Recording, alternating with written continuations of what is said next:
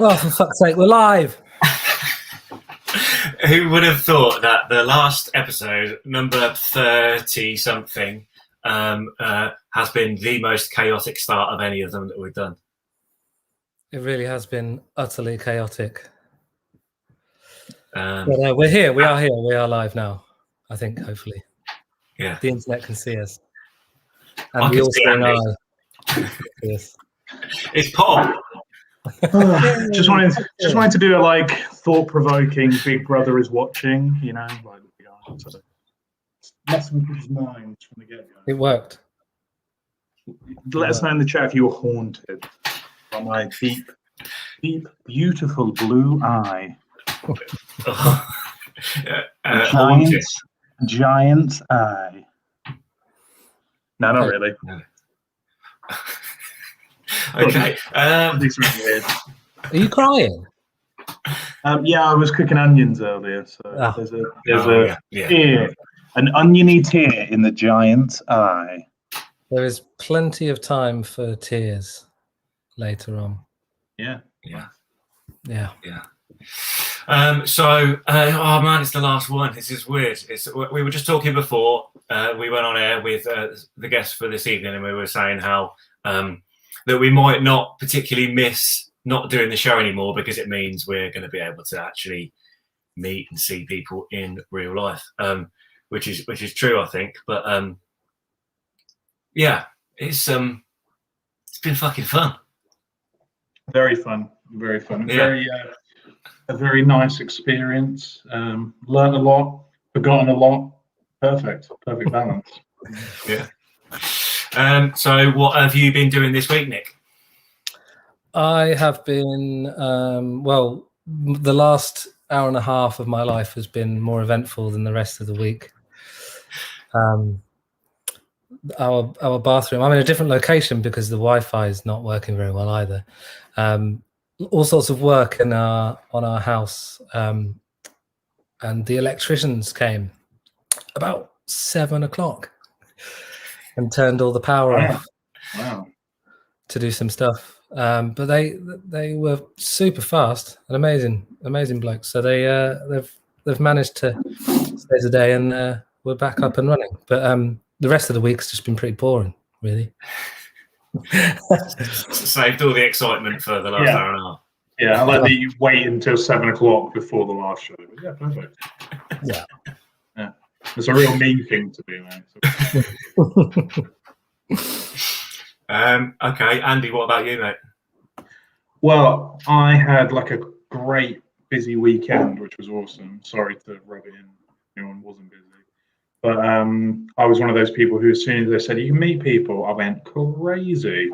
So I went, well, within means, I still met 6 people, anyone wanted. But I popped to London and met my group of best mates on Friday, so that was really, really cool. And we sat in a park and drank some beers and got one of the nicest meals I've ever had, which is Bando Belly, which I'd highly recommend.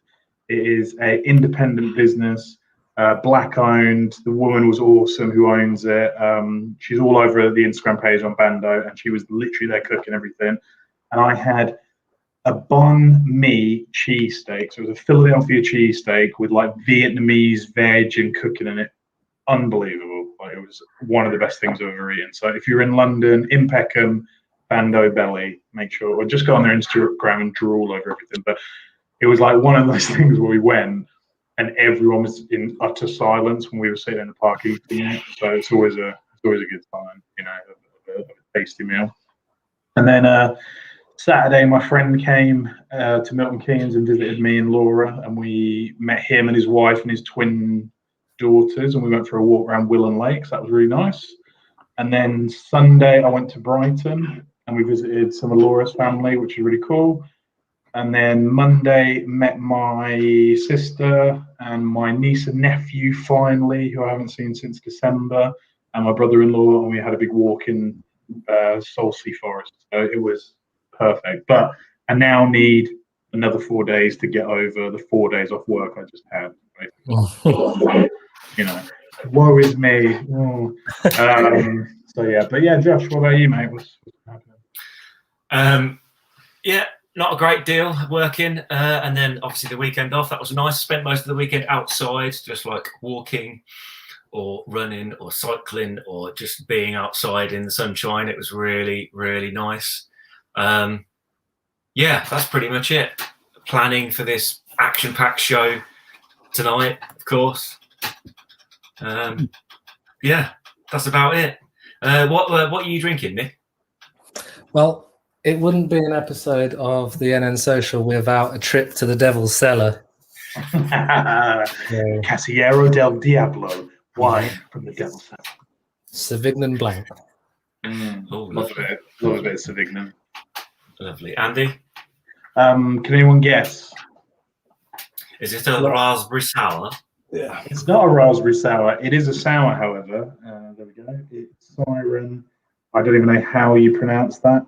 Pompelmoncello, which is a juicy grapefruit sour IPA.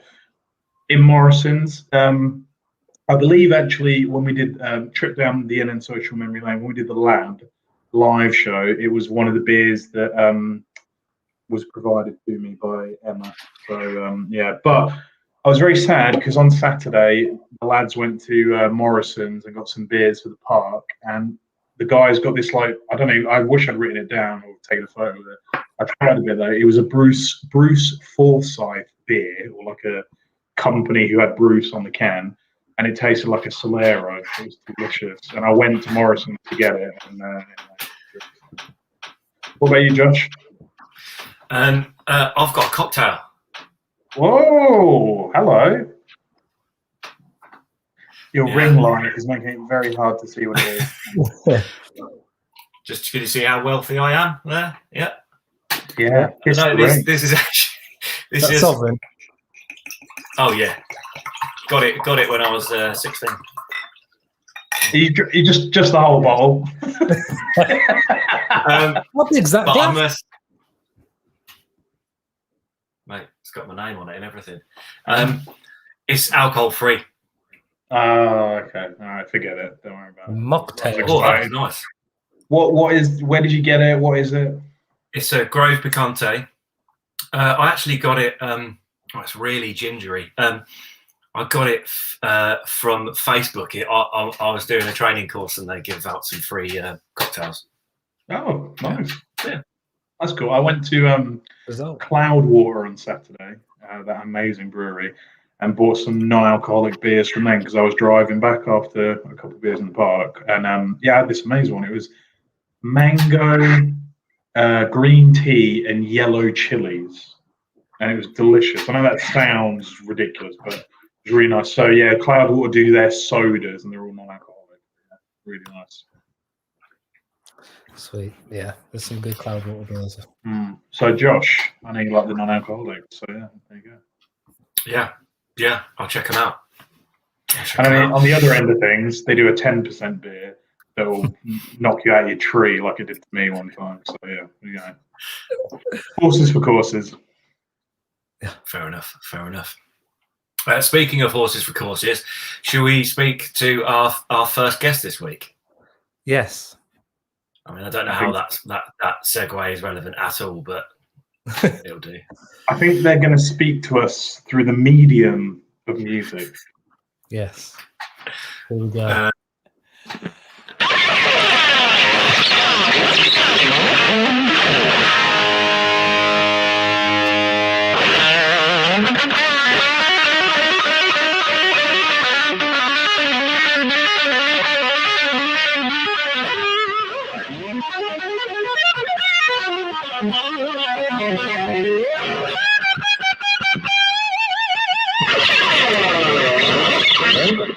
Oh yes. Can you play, ladies and gentlemen, Jake Crawford. Could you play "Smoke on the Water," please? Yeah, 2 seconds. Let me just see if I can remember that one for you.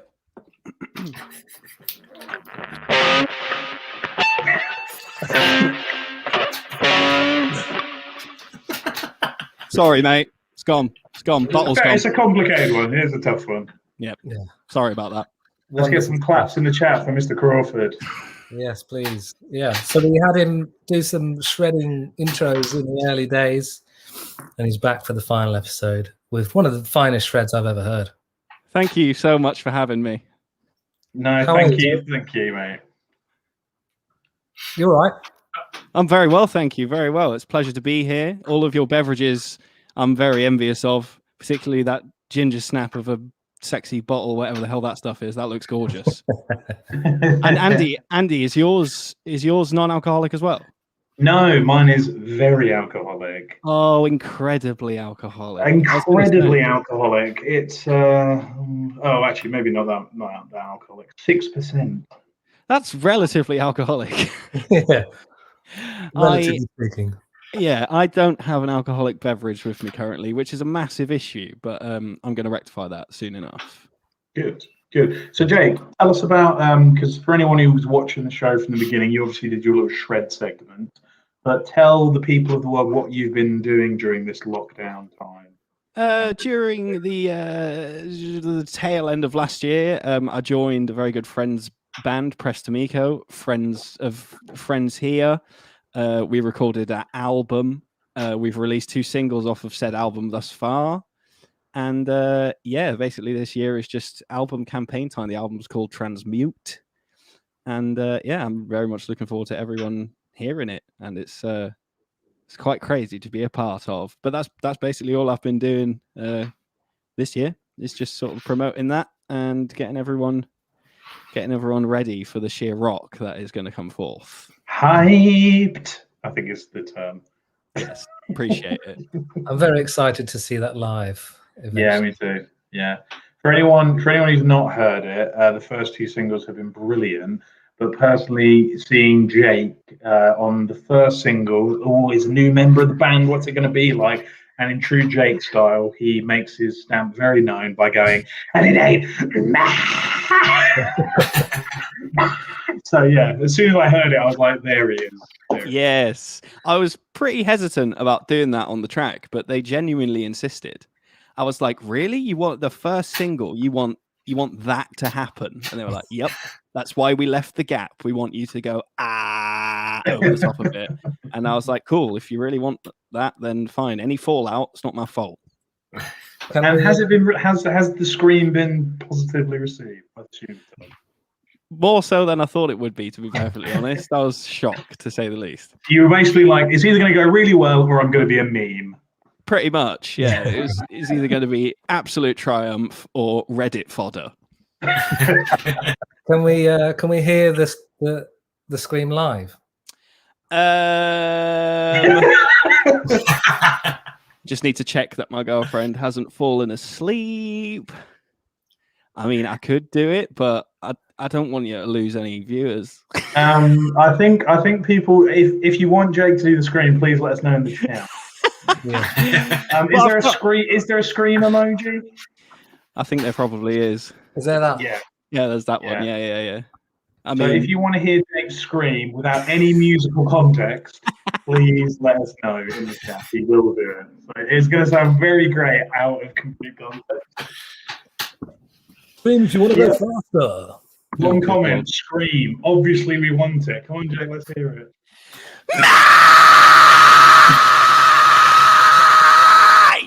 There you go. Claps in the chat for that. Claps in the chat. And your cats just shat themselves. Yeah.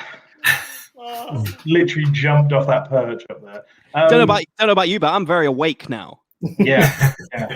I don't need any more alcohol. So what's that first single called, Jake? It's called Another Day. Cool. And what was the second single called? The second single was called Smouldering Sticks. That's been received incredibly well. I must admit, the album was sort of 80% written before I joined, and they played me a few of those songs, particularly Smouldering Sticks. They played me what they had, and then I sort of ruminated on it for a little while on the demos, and then they were like, "Oh, by the way, we've got this other one as well," and it was Smouldering Sticks, and I was like, "Are you kidding me? This is an absolute bop," and they just sort of left it. And people have been really liking that one, probably because I don't go in it. Yeah. Well, don't worry, mate. It's been well received. It's in our community. The has been very well received. So well done. Yeah. So what are the plans for Prestamico? When are you guys hopefully touring? Or anything announced yet? I mean, we're supposed to be playing 2000 Trees. We're supposed to be doing a few gigs, one up north in particular, one in Leeds, and Trees, obviously, as well. That's kind of the only two that are in the pipeline. I think there might be some more as well, but everything's just so up in the air right now. Everyone knows how it is. It's Sweet Lord of All Darkness. Fantastic. I think you That's should, what we like to hear. Nick. I think you should share Lee Irons' comment just for Jake. Jake can go and lead. Typical. Typical crease. That's typical crease action right there. I've heard worse come from the toilet in professional music technology in Northampton, to be fair. Yeah. Oh my god. Steve Yelps from that toilet. So, Jake, for anyone who doesn't know how hideously talented a musician you are, could you give us a quick rundown of your musical history for anyone who doesn't know who you are? Had no choice in playing musical instruments because my whole family play musical instruments, and here I am. That's it. That's the short version. If you want to know the full version, there is a podcast I did with a beautiful man called Josh a little while ago. See that segue? He's such a pro now. He's got a fucking record deal. Right. I've got a bloody microphone. I'm unstoppable. No stand, but he does have a microphone. Yeah, I've got one of these humanoid jobs. Nice. I think you saying talented there, Andy. Obviously, in my opinion, and probably your guys' opinion as well, Jake is talented. But if I remember rightly, I saw you share something, Jake, about how it's hard work gets you or practice. Maybe hard work has negative connotations or something, like some people don't work hard or whatever, but it's practice, it's repetition that gets you to a certain level. Pretty much, yeah. I mean, and it helps if you really enjoy the thing that you're doing. That's why I had a head start, because I was so young when I started doing all these things, that because there's nothing going on in your head when you're that young. If you latch onto something and you enjoy it, all there is just positive reinforcement, and it just keeps going in, and you just keep learning more, and the more enjoyable it gets. So that's definitely it. In terms of like practicing now, just playing, I think is good enough. I think anyone who's a musician can attest to that. It's like you don't necessarily need to practice; you just need to play and enjoy it, and that's kind of it. And also another thing is practice. The phrase "practice makes perfect" is like, I get it, but if you really want to like dig in and get really good, it's perfect practice makes perfect.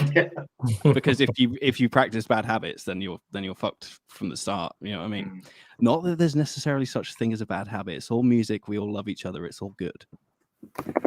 But yeah, that's definitely an issue. What's a question I've wanted to ask you since I've known you? I've been very fortunate to play in a band with you, and had a great time. Me and Nick are both in that band, along with Meg. But what's the one? Because of how many instruments you can play, what's the one instrument you wish you could play? I'm sure you could pick it up, but you know. Piano. I mean, it's the ultimate instrument, isn't it? I mean, it's the instrument to measure all other instruments by. If you can play piano and you can read music, you can pretty much lend your hand to anything. I mean, look at freaking Jacob Collier. Like that's all you need to know. I mean, I would love to be able to play the trombone as well. I mean, who doesn't want to play the trombone? It's sexy sounding. It's also quite rude sounding. I know they're kind of similar, interchangeable, but the piano is just the one, isn't it? I did lessons up until the age of about 8, and then I got my first proper guitar, and I was like, this is well better. Why would I want to learn any of that stuff?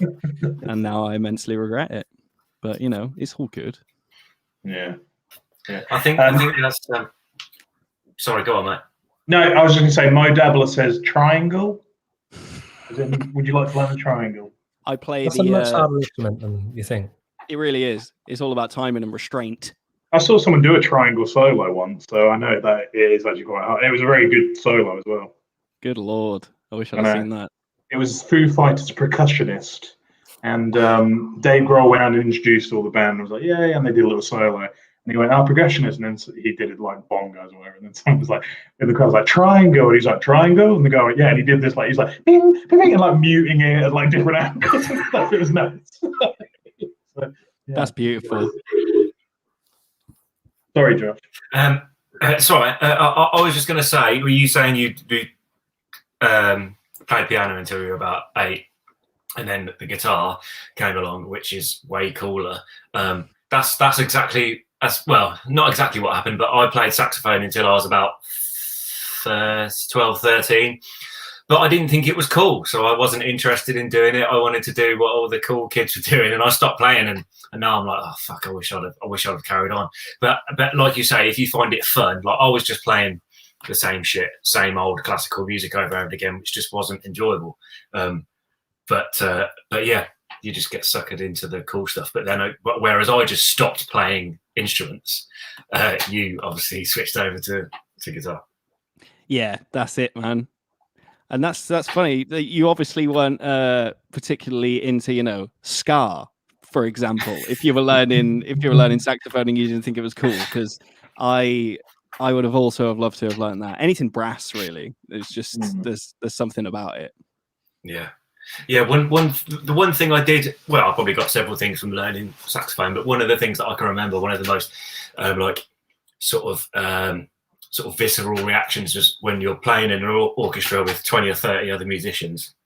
And occasionally we played something cool like the Star Wars theme tune, and hearing that, like a full orchestra playing that while you're sat in the middle of that orchestra also playing along, it's like, it makes you feel like you're lifted out of your seat or something. It was fucking mental. But so at least I got this sort of appreciation and understanding of what music can do, sort of thing. 100%. I bet that was quite the experience. That sounds amazing. Yeah, it was wicked. Yeah. But yeah, that was the only slightly cool thing. I mean, Star Wars. Yeah. That's cool. That makes a very, very large percentage of the population very happy. So me included. Yeah, I'm one of those people. Well, first 6 films. Anyway, we won't get into that. What about you, Nick and Andy? What instruments were you playing when you were younger? I tried everything until I stumbled into learning tablature. So, little joke there for anyone who's ever been in a band with me. But basically, what number fret is it? Yeah, I tried. My sisters both played. My older sister played flute and was really good, and my next older sister played piano and was good as well. So then I was always like, I need to find my instrument. Violin I tried, was rubbish. Clarinet, my hands were too small. None more, at the time. And then I think I wanted to learn drums maybe. And then I sort of stumbled into guitar because my sister got a Spanish nylon string guitar that used to sit at home. And the first thing I learned to play was Smoke on the Water. So yeah. You got a head start on me then. Yeah, there we go, mate. I can remember it. So, yeah, and then that was it really from there. And I started having guitar lessons. And then the classic of who's the best singer in the band? Okay, you're the best, so you're the default singer.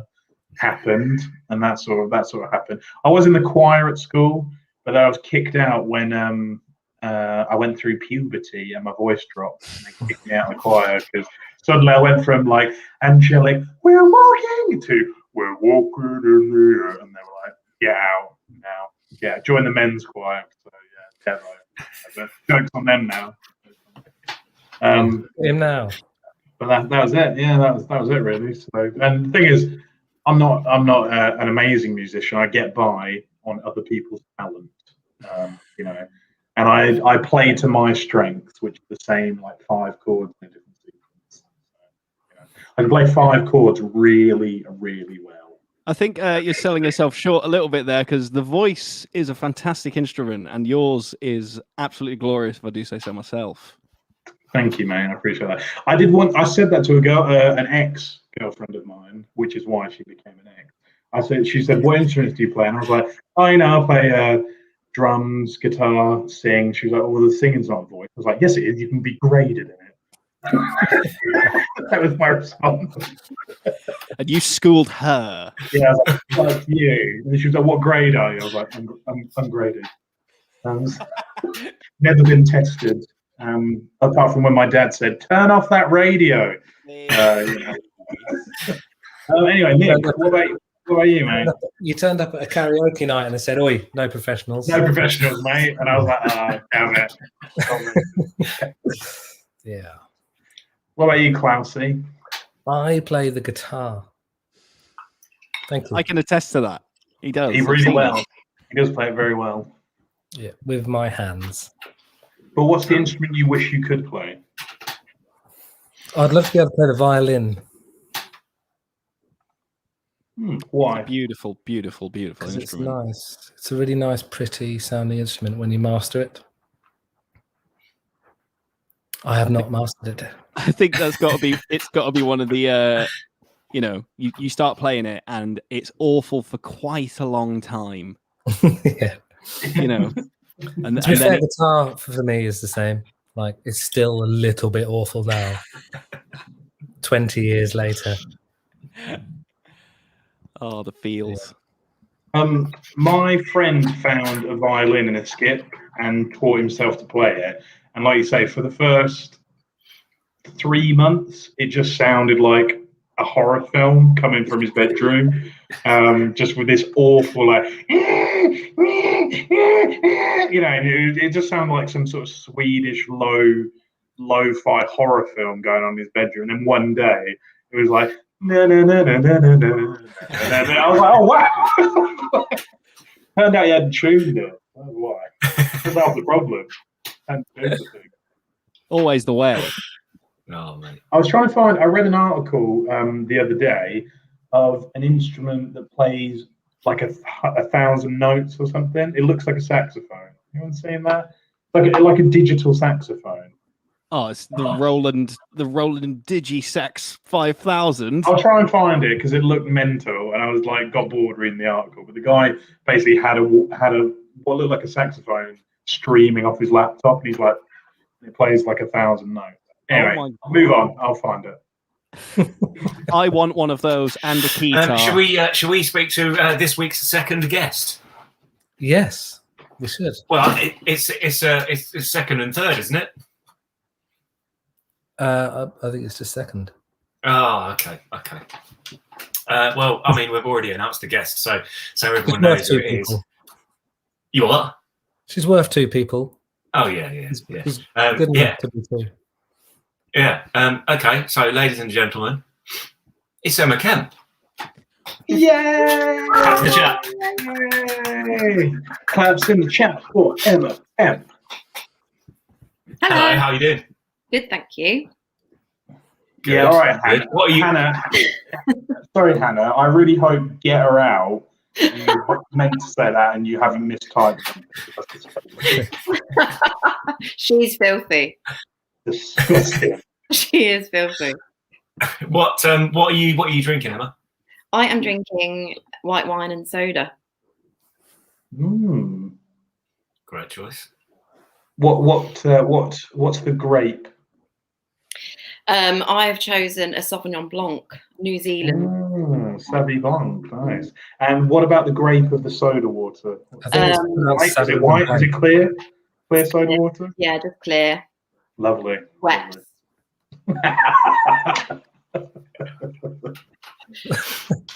How are you? At the same time. How are you, Emma? I'm good. Yeah? Yeah, I'm good. How is life in lockdown for you? Life in lockdown has been fairly lovely. That's very nice to hear. Yeah. See, I wanted to ask you that question because I know how much you're like, you know what, it's been cool. I'm guilty saying that, but Quick introduction for anyone who doesn't know you, which I highly doubt watching. What is it? What do you do, Emma? What are you about? what am I about? Oh, that's deep, isn't it? I work at the Lamplighter. That's who I am. Hell yeah. So obviously you've been furloughed during this. Yeah, I've been furloughed, and it's been a mixture of decorating the house, sitting on the sofa watching copious amounts of TV, and last year some sunbathing. She is the Lamplighter. The is was capitalized as well.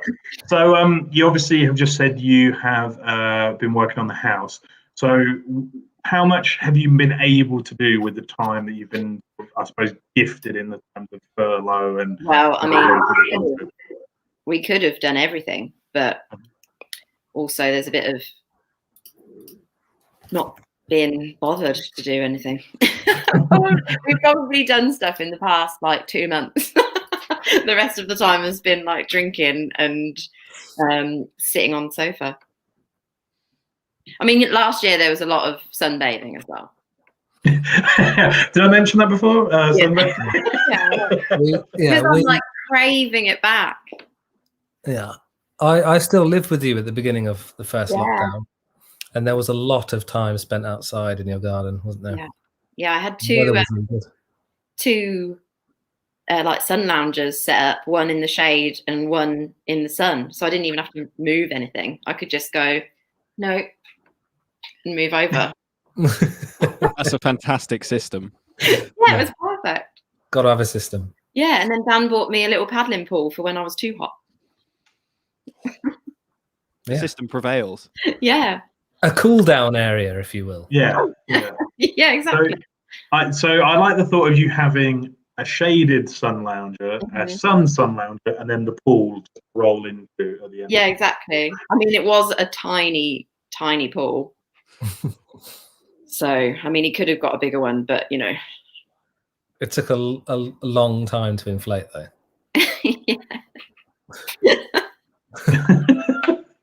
So, with the furlough period, Emma, do you think if, let's say, furlough didn't happen and we weren't in this lockdown and all that stuff, do you think you would have had as much time? Well, no, that's a silly question, is it? Because obviously not. But would you have achieved as much on the house, do you think, in terms of what you have achieved? Because for anyone who doesn't know Emma and they follow her house looks amazing. So, with Thank you. And Dan, sorry. So, and whatever Dan did. His motto is that I can do like what I want to the house as long as he doesn't have to do anything. So he's stuck by that rule. Yet more great systems. Yeah, perfect. A perfect system. It's like when we got the garden turfed last year, and he said that we could get turf as long as he doesn't have to mow it. And I just thought that was going to be like a passing comment, but he meant it, and he does not mow the lawn. And he will not mow the lawn.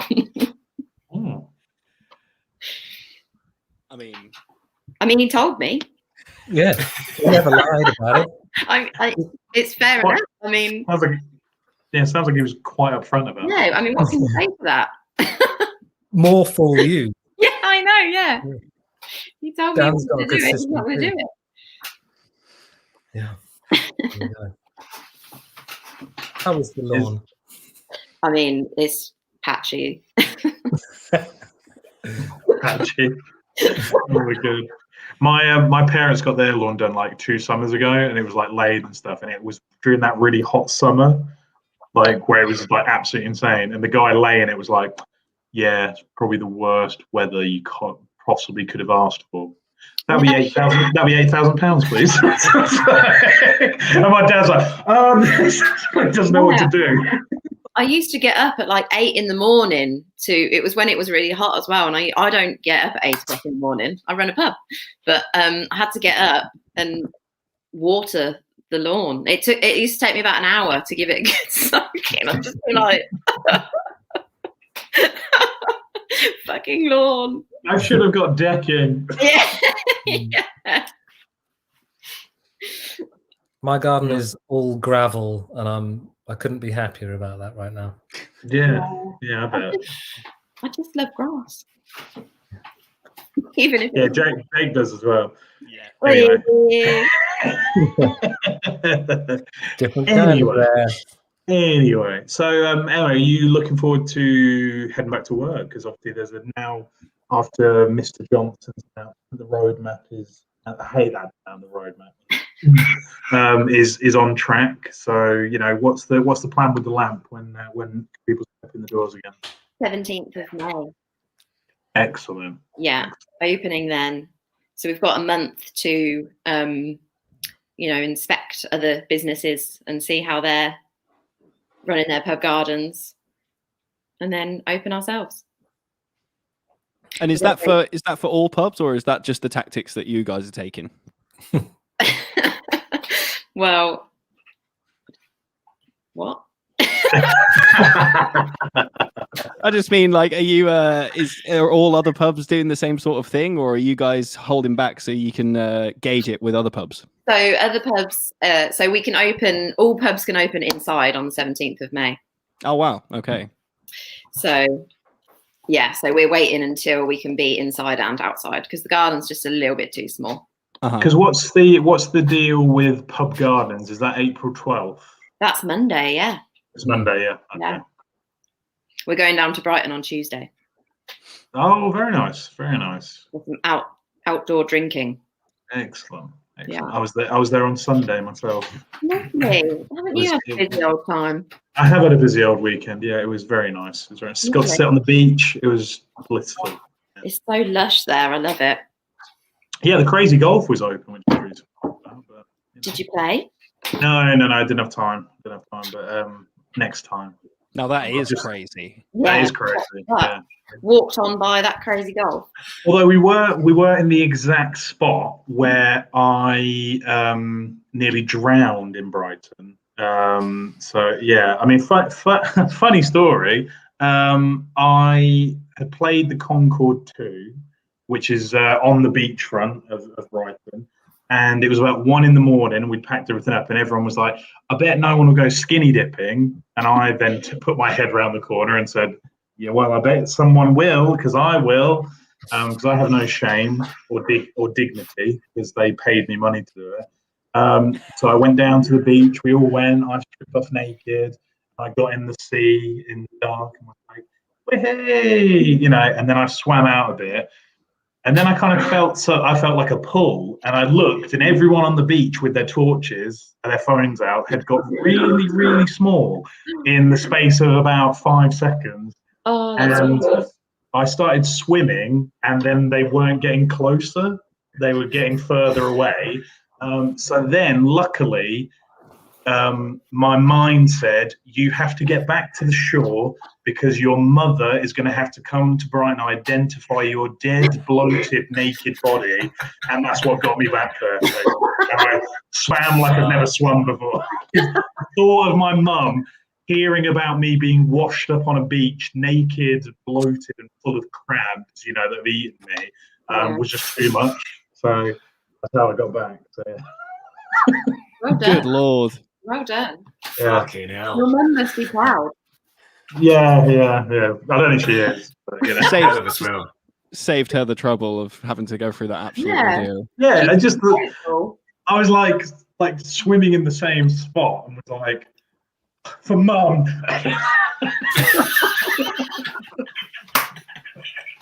I'm coming, mum. I'm coming. Yeah, so there we go. Well done. Yeah, we were literally on the exact spot where that happened. I was like, yeah, it was literally here. I'm so glad you made it out, mate. I really memories. I know, yeah, memories. Yeah. Well, they would have got it on video at least.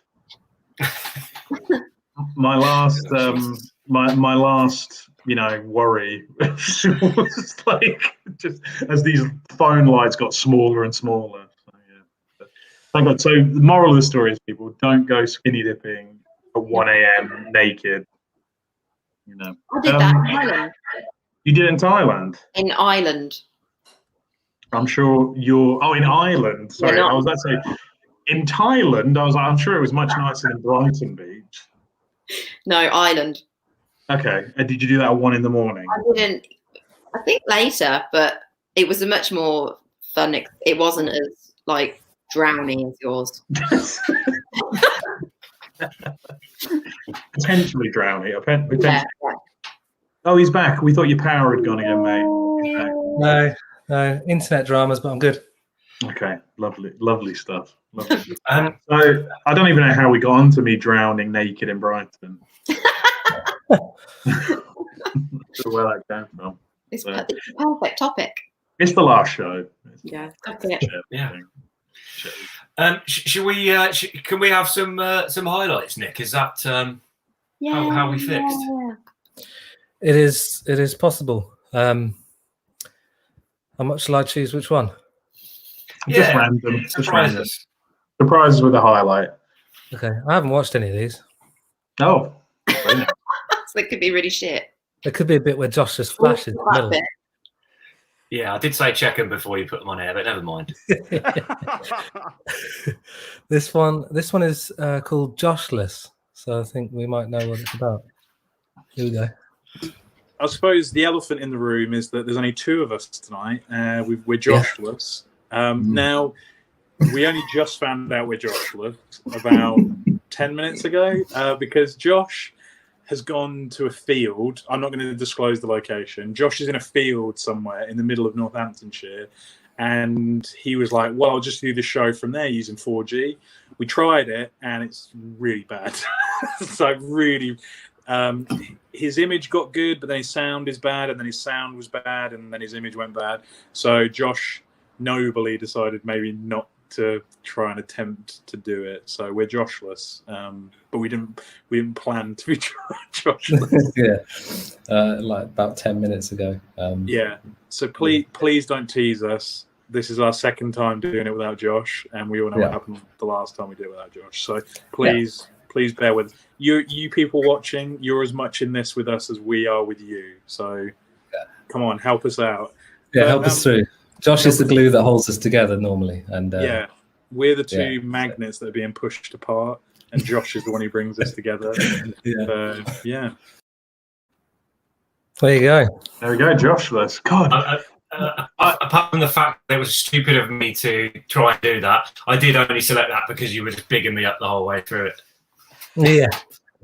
I thought How fucking young do I look? I've aged like 4 years. Like, don't mistake beard growth for aging. Although if you'd have shown me that and been like, look at this clip from 6 years ago, I'd be like, wow, I look young. You did. It was literally like less than a year ago. It's been a hard year for you. Fuck. I looked really sweaty. Yeah, with your backwards hat. I thought you both looked absolutely stunning. I thought you both looked gorgeous. Fucking hell. You've lost all your hair, Andy. Yeah, and gained an extra chin probably. This isn't beard, it's chin. It's another chin. Damn. Well, yeah, that was a good memory. So yeah, Josh was like, just on the day, was like, all right, guys, I'm gonna do it from the field. And we were like, what? And he was like, yeah, I'm out and about. So I'm just gonna try and do it from this field somewhere. And why weren't you? I just went out for the day, and I had planned to come back in time for the show, and the day got away from me, and I thought, oh no, the signal's strong enough here, I'll be fine, and it wasn't, and I fucked it up and landed a minute about 10 minutes before we were going to go on. So that's fine, mate. It's fine. It's a part of the chapter.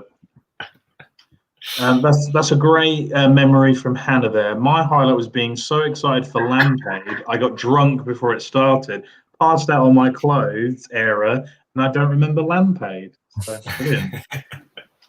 I don't remember much of Lamplighter either. Me and Hannah sang together at Lamplighter. Like while we were watching it, I was hurt that she didn't remember that memory. She was sick. Nick, what's our next trip down memory lane? Oh, we're doing them all, are we? Nice. Well, so this one was this your pick, Josh? I can't remember. There's not that many to go through, but yeah, this one was a personal favourite as mine as well. With Damon Tang telling us what famous person he'd in Northampton. Damon, who is the most famous person you've seen in Northampton or Northamptonshire for yourself? I think this one's maybe more infamous than famous. I saw the McCanns in the Beefeater in Corby. I went there. Beefeater. Yeah, can you believe it? That is the best one yet. Yeah, this was surreal. We were out for my mum's birthday. We were all having a meal, and I looked over to my right, and they were all there. Obviously, minus. Well, not all of them. Yeah. Obviously, minus the famous one. Yeah, and I just couldn't believe it. I was like, what are they doing in Corby? But apparently, they live locally in a village somewhere. Wow. Yeah. Wow. I did not expect that. Brilliant. Did the waiter go? Is it table for six? Oh, sorry, 5. Yeah. Oh. Yeah, I don't know. Yeah, I think that was surreal. The Beefeater bit's what really killed me. Just garlic So bread and not onion only rings. did Damon get the restaurant, like the famous person, but also just a random, like, kind of middle of the road restaurant as well. Yeah, So 'cause nice. where you saw them counts as well. Oh yeah, it God. adds. Definitely. Oh, I really wish unbelievable. you'd cut the waiter joke, Josh. You what? I really wish you'd cut the waiter joke. Yeah, that don't look good on you, mate. Mate, I fuck got it, down I- at the time. You can't do it. That was absolutely astounding. Yeah, that really did kill me. That, and you see, I look off screen because my dad was sat next to me and he was dying like next to me. That's Like so he good. actually lost it because he was just in there doing a crossword, and it was just like in the background, and then he he went like, and I went. It was great story. Good episode. And shout to Steve Peel as well. Shout out to Steve. Great. Yeah. Yeah, he was really funny. Yeah, we're really pleased. Anyone who follows Yellow Bourbon, obviously Steve announced that he's gone through treatment for Yeah. cancer, isn't it? I'm not going that wrong, am I?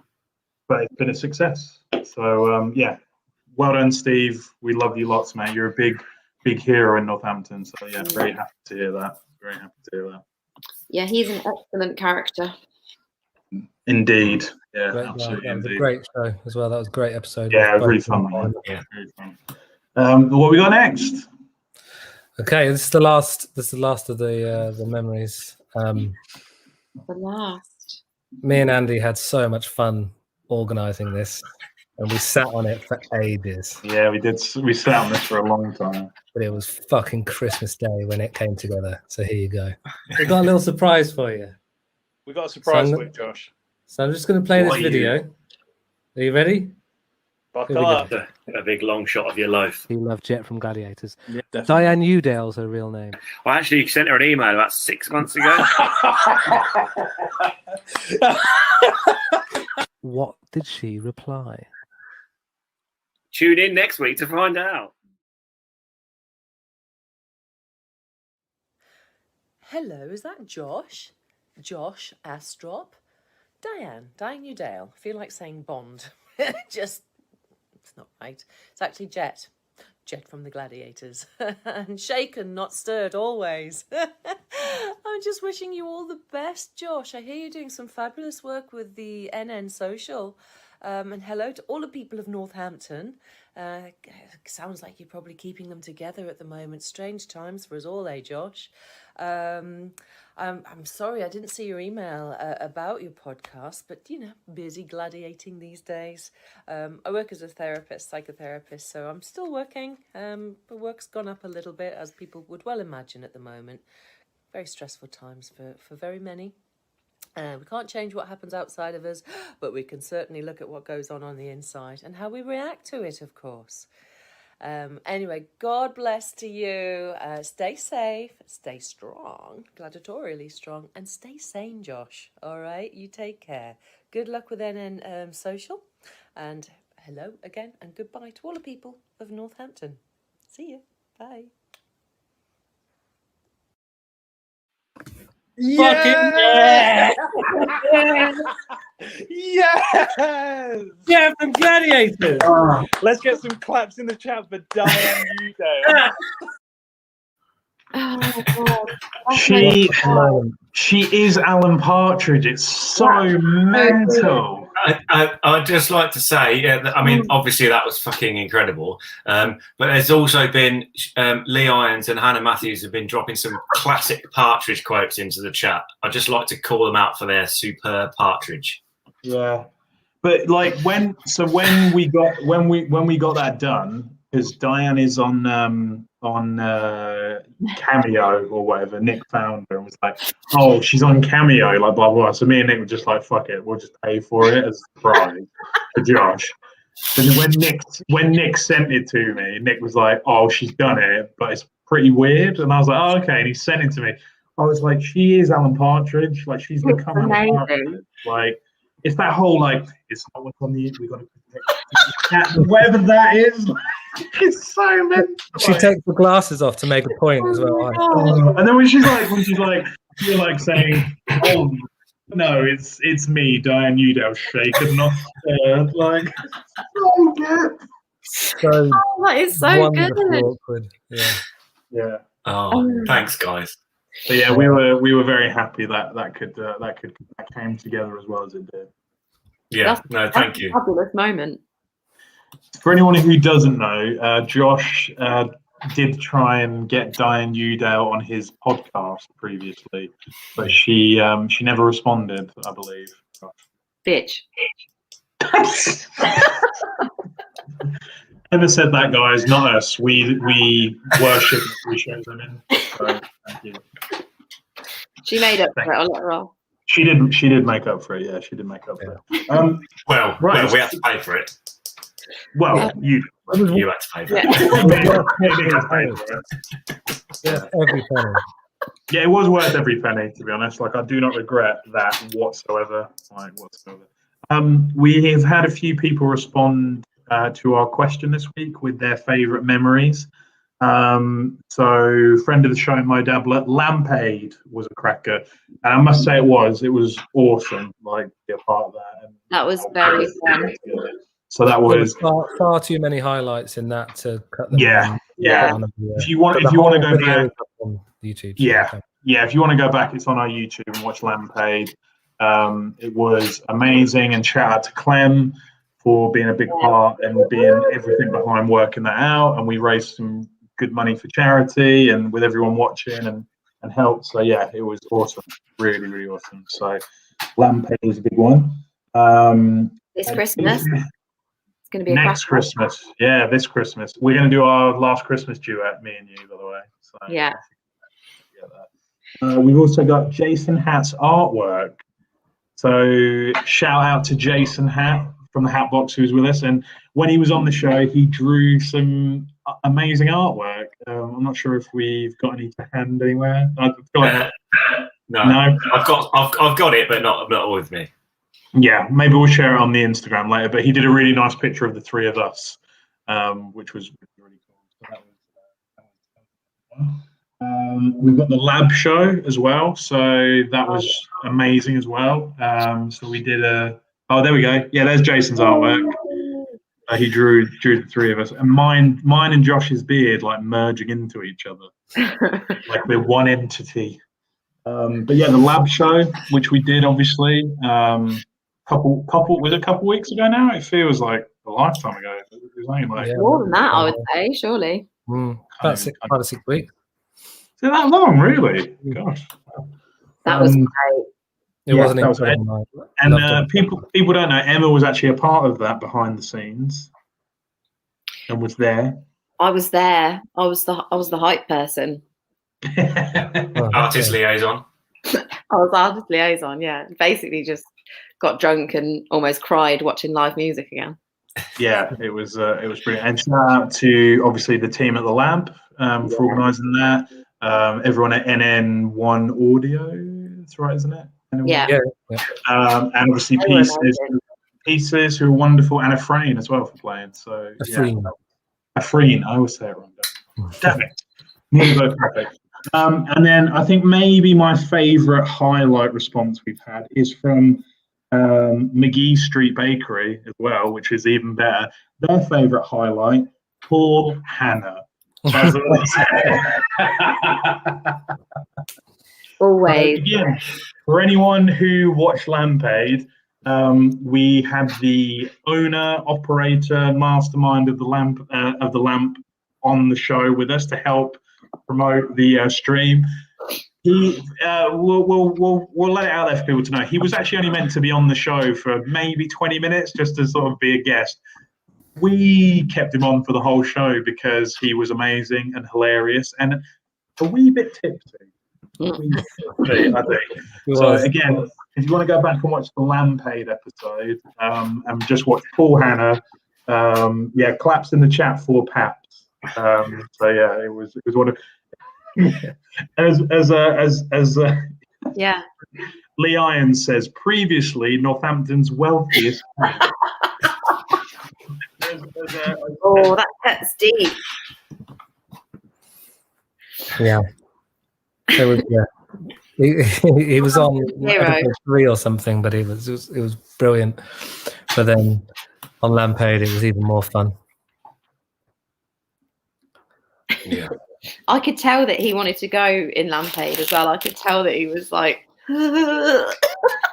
I think he thought I had to boot him out, but he didn't. He could have left of his.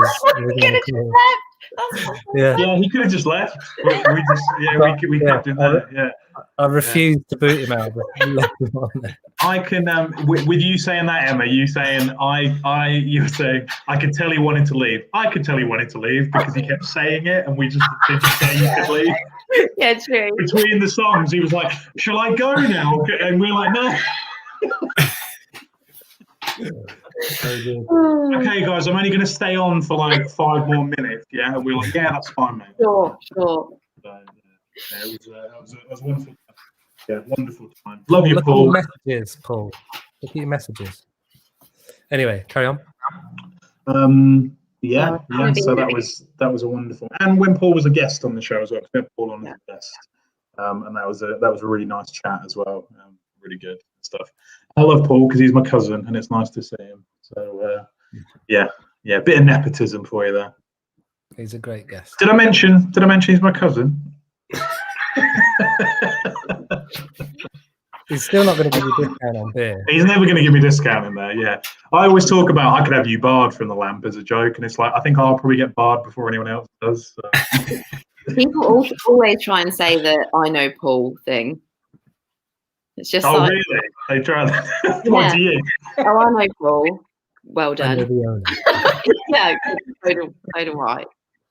So do I. I've worked for him. Thank you. Yeah. I'm actually his friend as well, you know. I have passed the bounds of employer. Exactly, yeah. Put the work in. Yeah. So Emma, what's your favourite memory of the NN Social? Because you have been a very big supporter of the show, and you've watched, I'd say, every single episode. Almost. Not gonna lie, not miss them. I don't think even I've watched every hour. I've not even been in every episode.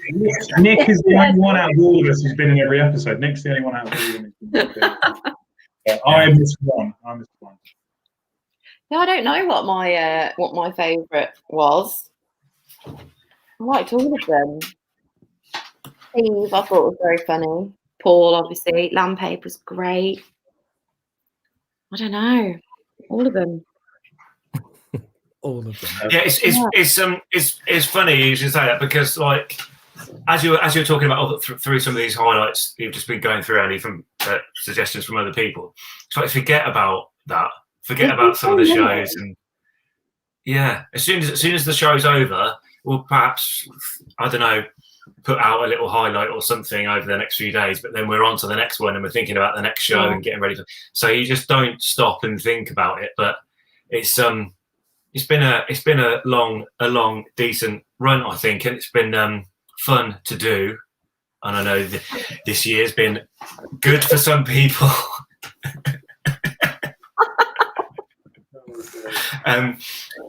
This year's been good for some people and horrific for other people. So hopefully, it's been helpful and as fun to watch as it has been to do, really. I think these have been great. I mean, I did have a little cry at one because I was feeling emotional anyway, and it's when Pieces were on, and I was just like, I just got all sad because I was like, I miss people. I miss being at the pub. And yeah, I had a little cry. So, well, thanks, guys. No, you're welcome. I'm sorry, I forgot there was one more highlight that was mentioned. Sinead said this. The gig at the lab, really honest chat about mental health and learning about music for trivia for TV and film. So, yeah. I think the mental health chat, we only probably did that majorly once. But then maybe a lot of our guests did it and sort of pulled it out of us. But we as a threesome did one show where we kind of like talked about it. But I even think just the show in general was good for my mental health personally, and sort of keeping me in touch with people. Going, yeah, that's not a bite. So yeah, that was definitely a nice highlight for me because we initially set it up as just a bit of a way for people to kind of keep in touch, and then it became a bit more of a thing, I suppose. I think it's been really nice that it's been like really honest, and I think everyone like with the mental health side of things, like it's nice just to have that honest, open chat about it because that's like obviously the way that we want to be able to speak about things. So to just speak so openly on this kind of platform, I think is really important, especially at this time. Yeah. I'm not going to lie. I felt a bit anxious when we were talking about the mental health stuff, but I just remembered I'm just talking to my mates, and it was good. It was very therapeutic. Yeah. Love you guys. Yeah. Another crazy highlight. I was talking to my friend about this. Is that Alan Moore agreed to do it, which was crazy. I mean, obviously Josh handled all of that one, but like that's mental. Just like crazy. Like someone I've looked up to. I've read a lot of his work, and he's influenced so much. And the fact he was like, "Yeah, I'll be a part of it," and it was a really great interview that obviously Josh managed to get out of him. Although we did want to ask him how much money he owned, but Josh wouldn't do it. He put a lot of pressure on Josh to ask his financial situation. So he wouldn't do it. Yeah, what it was so weird about that is that I saw him like days afterwards, and got to say thanks for coming on the show. Hi. Yeah, so crazy, isn't it? What's the one for you, Josh? You know what? I forget about that Alan Moore one because it was an interview that I did sort of during the week and then recorded it and then we put it together for this. It's kind of separated in my mind from being a part of the show, but it was really cool. I mean, I did feel the pressure that I wanted it to be good. I know there are a lot of people that are fans of Alan Moore and a lot of people that know his work more than I do. So I didn't want to. I wanted to give the opportunity the respect it deserved, really. I think but Alan Moore was so easy to talk to and such a lovely bloke, and has a lot of similar attitudes to us about the town and about the people. That fortunately, it didn't take. It was within my capabilities, maybe that's the right phrase.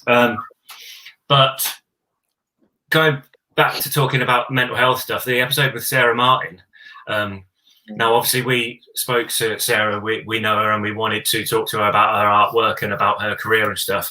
But that took a turn to start talking about mental health, and it was really fucking good episode. It was really insightful and interesting. And it gave me a lot to think about personally. So that was a bit of a sort of a surprise one, or one that I remembered for a different reason than the reason we got the guest on, really. I was reading Paul's comment. I was like, yeah, thank you. Lee just left us a really nice comment. Thank you, Lee, mate. I actually miss seeing Lee on a regular basis. But yeah. Like, I wasn't sure whether to put it up because yeah, it's a bit like pat ourselves on the back, but yeah. you know, Yeah, thank you, mate. back. No, thank you, mate. So, But Pat yourself on the back.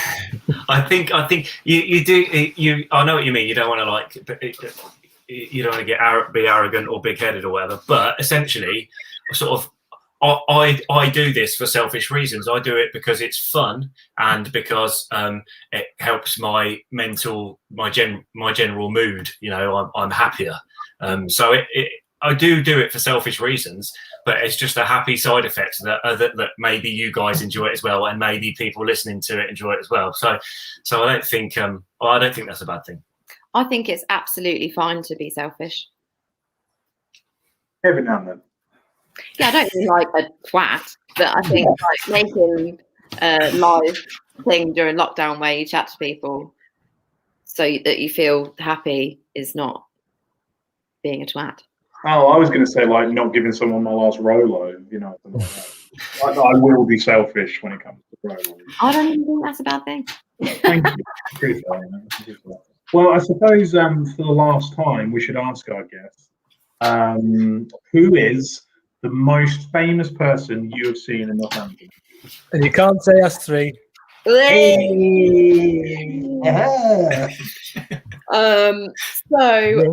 I don't know. So I'm going to just have to be boring and say Paul Young, the same as all of the other Lamplighter. Yeah, we've got a lot of Paul Young on here. Because I've got a terrible memory, so I probably wouldn't remember if I had seen anyone. And that's the one that sticks in my mind. So sorry. No, Great moment, But Daniel did find his Billy Piper signed CD. Oh, anyway, I'm doing a terrible job at showing you, but there it is. We can say it. For anyone who doesn't know the story of that, Nick, do you want to explain quickly the signed Billy Piper CD? Yeah, so me and Dan went to Virgin Megastores to queue up to get Billy Piper to sign the Book of Mormon.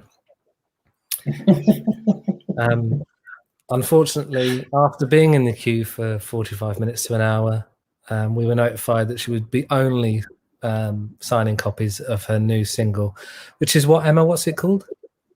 Something Deep Inside. Something Deep Inside by Billy Piper. That classic. So yeah, I think someone hastily bought one and we got it signed. My main lasting memory of that is that she walked down the queue to get to her seat where she was going to sign the CDs, and we all went to her, and she was like, "Oh God, yeah, superlatively awkward moment." And then you tried to hand the Book of Mormon over to her. So they probably thought you were cultists or something. Yeah, will you sign this Book of Mormon? How old were you? How old? Yeah. Well, it was about 2 weeks ago. So COVID. That was proud. We were there ironically, so we were probably 19, 20. Something like that. We thought it was funny. This is what I've got to put up with and keep it and all this shit. Yeah, it's obviously a big moment in Dan's life. Yeah, it's still here. Pretty quickly, I might add. Yeah, I'll fucking blow that trumpet. I saw you set the performance on the Virgin Megastore in the Grove. Does that count? Oh, there we go. You performed in Virgin Megastores? Yeah. Full band? Yeah. Wow, that's cool. Yeah, the other 5 people that were there thought it was cool as well. And the 3 members of staff. Yeah. Well, I actually started working there shortly afterwards, and it's one of the best places I've ever worked. What a fall from grace. Well, no, it wasn't like new concerts for these big stars. It was a local band's showcase thing. So Yeah. it wasn't like we were trying to be cool. But yeah, I worked there like shortly afterwards, and still absolutely adore everyone I worked with there. It was brilliant. Sorry, Dan says the person in front of me who I didn't know went to HMV and stole all of the copies of that single, Something Deep Inside, Billy Piper, and brought them to Virgin to be signed. Amazing. Well, we're at that point in the show for the last time. I'm going to keep saying that. The last time where we ask our guests their recommendations. So, Emma, what's music, TV, film, books, podcasts, anything you've been checking out through lockdown? Yeah, what's kept you going all year? All year? Christ, a lot. The Serpent, that was a banging TV show. A lot of murder. Look, we've watched lots of murder. The Serpent. What was that? It was about the serial killer in LA. Oh, Night Stalker. Night Stalker. Mm-hmm. That was crazy. That's good. Also, Chicago Fire. I love a bit of Chicago Fire. It's the 9th season. Still loving it. The Bold Type. It's like a millennial Sex in the City. Louis Theroux's podcast was great. Grounded. That was really good. That saw me through some decorating. Nice. Yeah.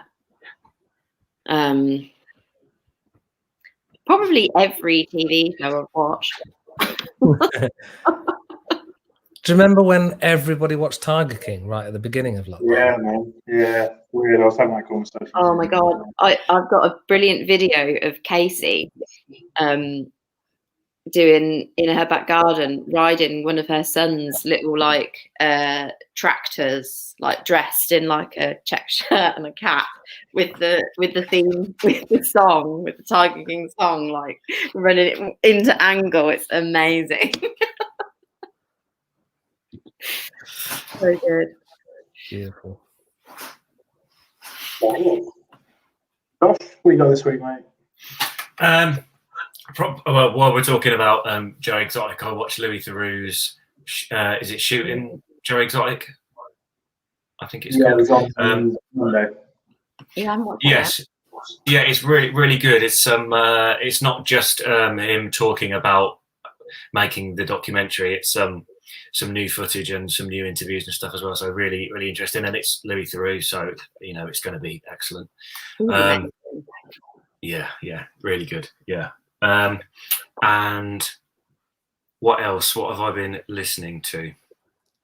I listened to the People Just Do Nothing, the podcast called Chatting Shit, where they just interview.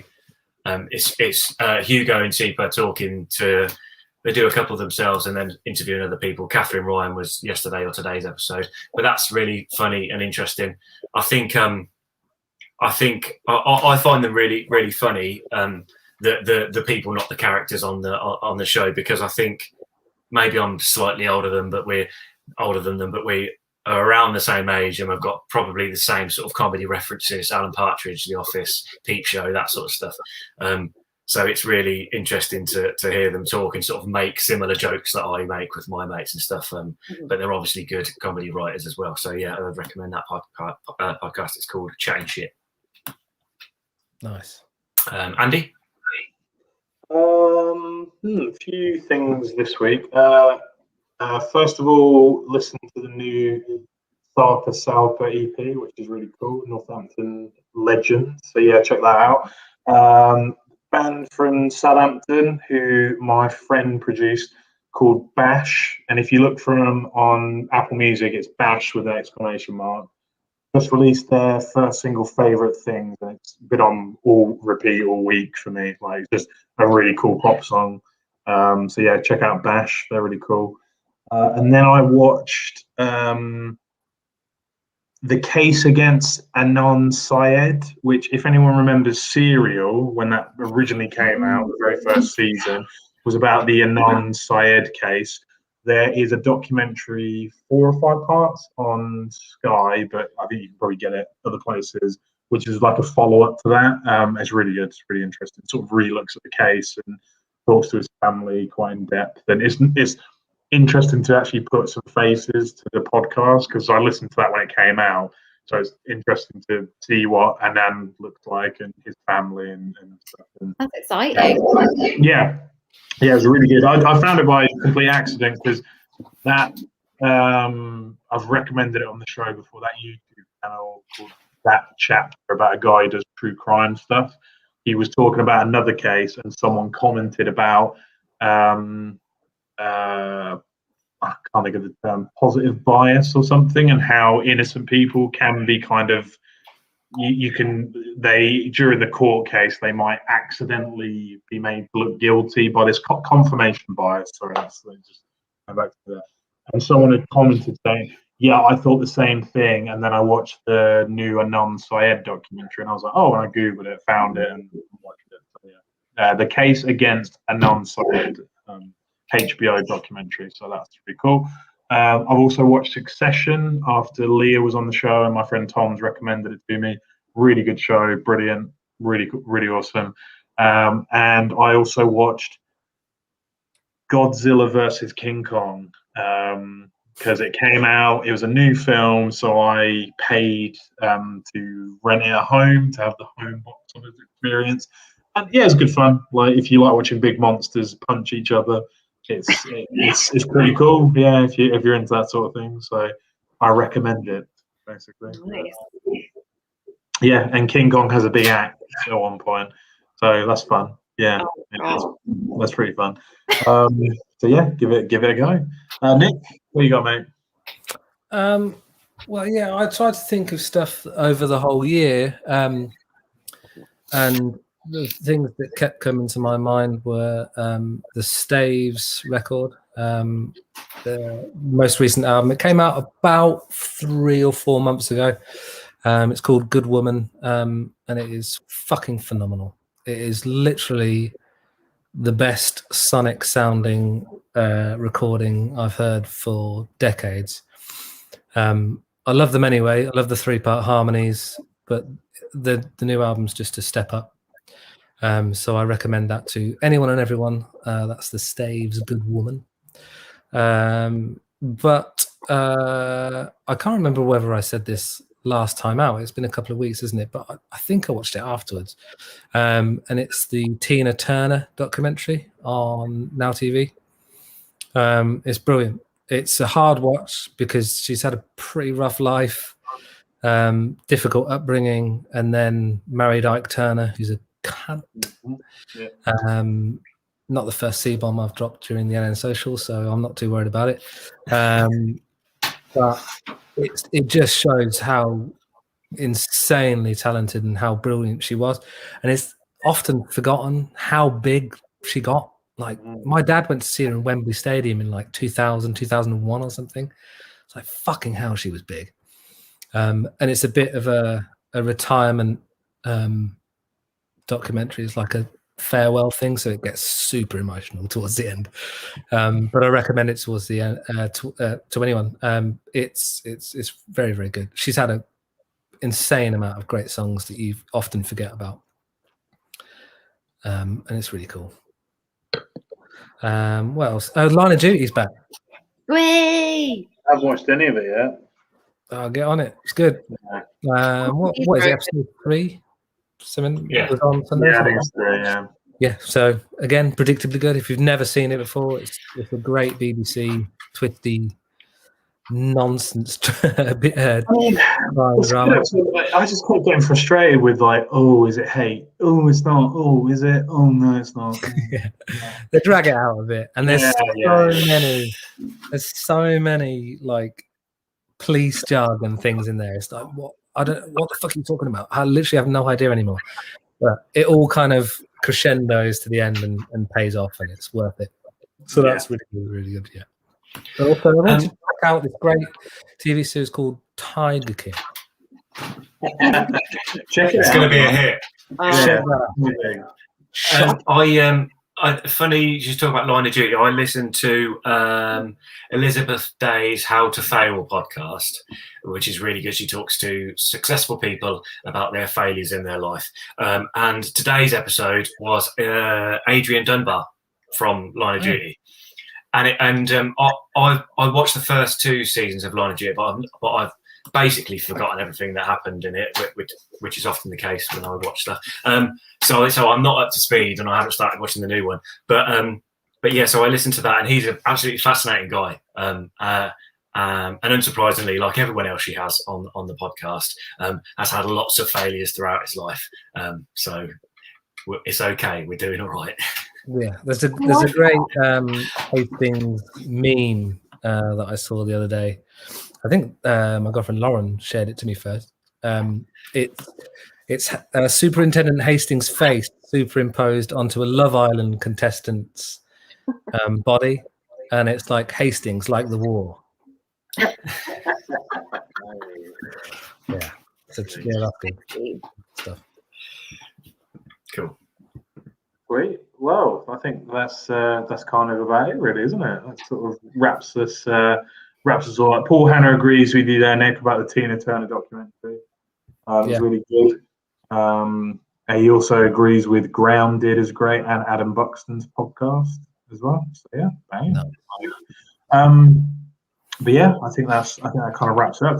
It's not it's the end of the NN Social, as we've obviously said, but the 3 of us are planning something, not another show, but maybe an event. I suppose. That's more likely, isn't it? Yeah, but we'll release more details about that. So yeah. Sorry. You're continuing your brand. The brand. The brand. Yeah, we're planning to do something. So while it's the end of the show, we'll do another sort of farewell. But yeah, I mean, from me personally, thank you to Nick and Josh for putting up with me, kind of hijacking moments because I like to talk and talk about swimming naked in Brighton. Thank you to all the wonderful guests we've had on. They've all been excellent. Every talkie guest, every music guest we've had have all been amazing. Thank you for giving up your time to just give us interesting conversations. Thank you everyone for watching. Emma, you fall in both categories as a watcher and a guest now. But yeah, thank you everybody who takes part in the show and leaves us comments and stuff like that. It's been awesome and not what we kind of expected. Well, from my point of view, it's not what I expected, but I'll let the other two say. Go on. Nah, it's been shit, mate. You had to stop before you cried, didn't you? No, it's the onions. The onions earlier. Well, I echo Andy's sentiments entirely. It's been a wonderful ride, something to focus on. The one thing I'm going to have to adjust to now is the fact that I think Wednesday is Friday. So not having a hangover on Thursday morning is going to be really weird now. But let's hope we can all meet up in the pub normal and carry on with the rest of our lives, and everyone gets Lamplighter safe and well, and we all enjoy a lovely pint of the Lamplighter. Don't know why you're saying it in that front, but I copied it. But yeah, so thanks everyone. It's been a great year of doing this to distract ourselves from the other shite. Yeah, definitely. I feel obliged to say something now. But I've already said how fun it has been to do and how much it's helped me. I've had some problems like lots of people, and probably there you go, NBs. Yeah, represent. what was I saying? I've lost my train of thought now. Oh yeah, like everyone, this last year has been excellent in places and horrific in other places. But doing this and speaking to people, and even if it's just having a chat with people when you might not feel like you want to, always helps. So yeah, if it wasn't for meeting up with Andy and Nick every week on a Wednesday, I'd have been lost a few times. So it's been great, and being able to make some new friends and speak to people that I already knew and people that I didn't know has been awesome as well. So hopefully, as soon as we get back to the pubs and the clubs and wherever, restaurants, coffee shops, all of these businesses that we're going to go back to, we can start having real life conversations, and I can't wait. Yeah, Lamplighter. the Lamplighter. And then Social, officially sponsored by the Lamplighter. Now, if this doesn't get us some free fucking drinks, then this last year has been a waste. How you watch the amount of the Lamplighter? You can have one free drink each. Yeah. Thanks. Yeah, I get exactly what that comment means.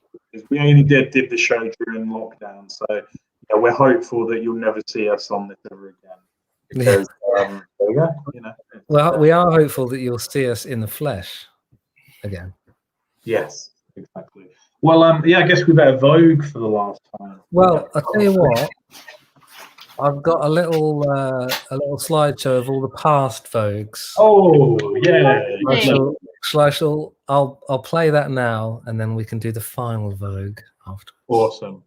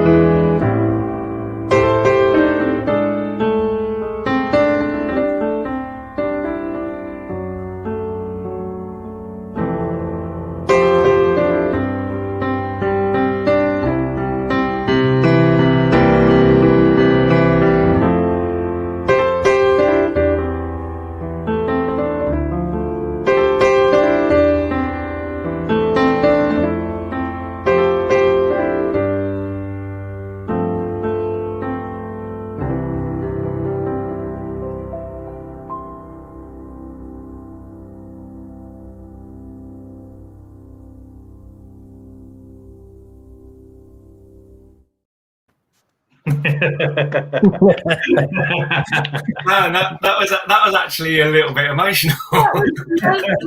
I really wanted to put Berlin Take My Breath Away over the top, but I knew that we'd get taken off Facebook for copyright control. So what you get is like generic, the last episode of the British Office music. Yeah. Oh, well, there we go, everyone. We get one free complimentary drink at the Lamplighter.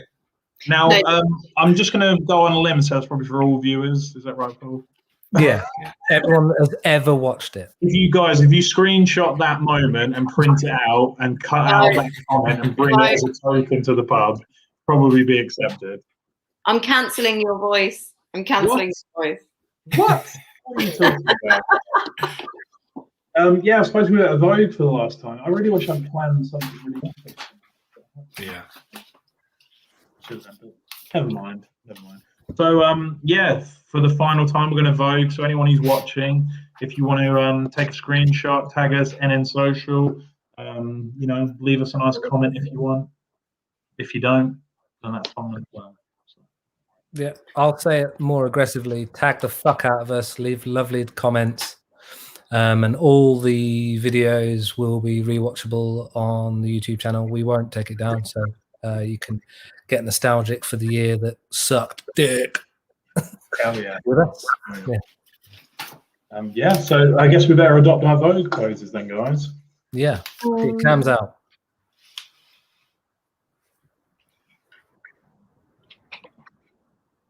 Okay, and in 3, 2, 1, we'll Vogue. Okay, take your screenshot, guys. Make sure you tag us NN Social, the NN Social on Instagram. And in 3, 2, 1, let's unvogue.